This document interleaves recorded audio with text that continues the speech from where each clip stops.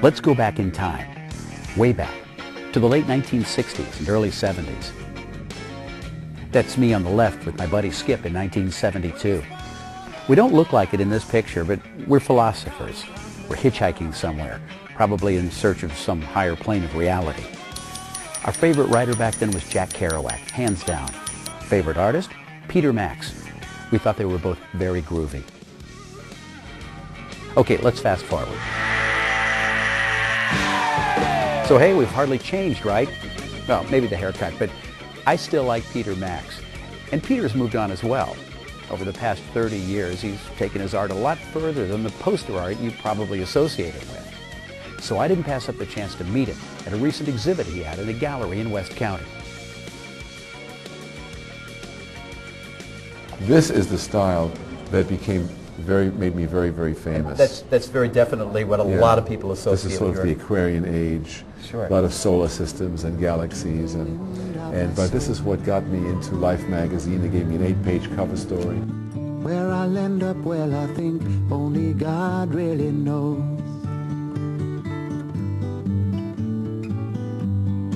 Let me ask about the aspect of fame that you've been fortunate enough to have for decades.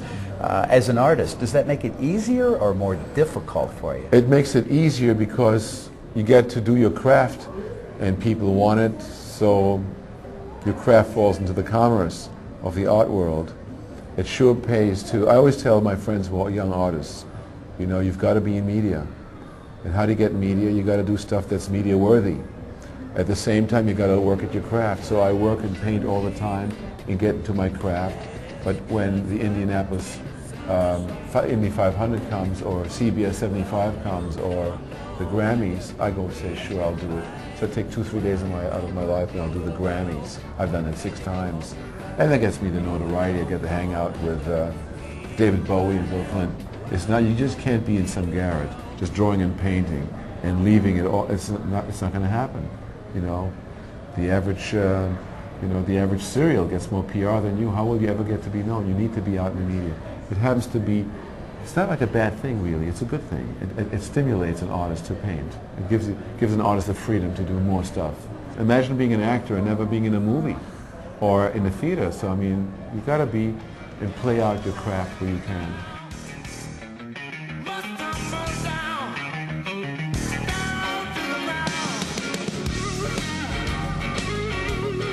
We're living in a multimedia world today, and today everything is possible. Media is making this explosion so fast that something that's traditional today is not traditional tomorrow. You have an idea that I find really interesting, and you say that for you, media is the canvas. What do you mean by that? You know, a canvas always for an artist over the years has been a canvas, a cloth canvas, a linen canvas. But as the age went on, as we've come into modern age, media has become, MTV is a canvas, CNN is a canvas, PBS is a canvas.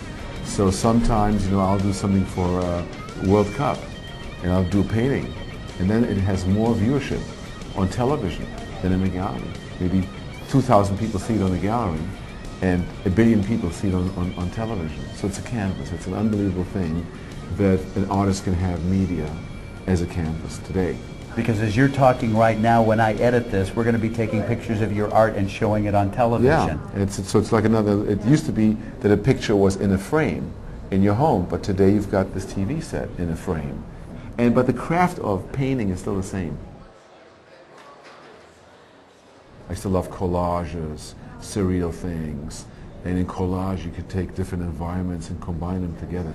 And yet it's like that piece over there that has the Statue of Liberties.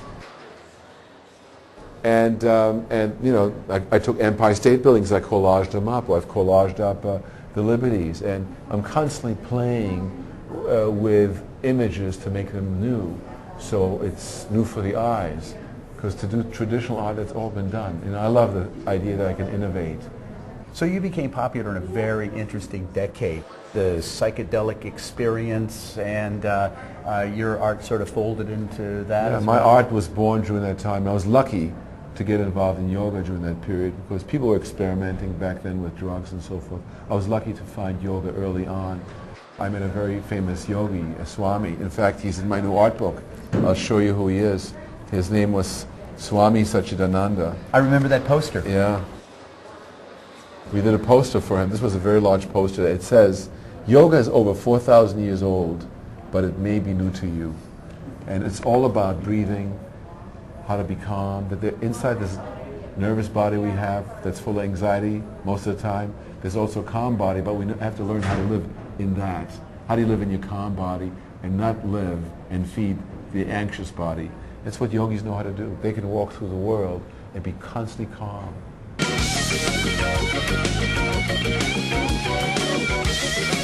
I always dream in color. Color is the visual music. Color today is the visual spectrum of sound.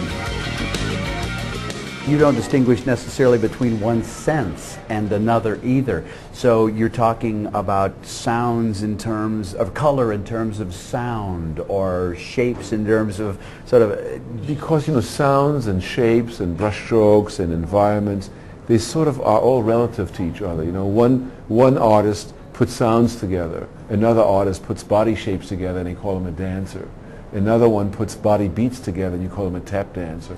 Another one puts brushstrokes together with colors, and, you know, he's a painter, and if he does it a little bit more geometric and maybe slightly commercial, he's maybe a commercial designer.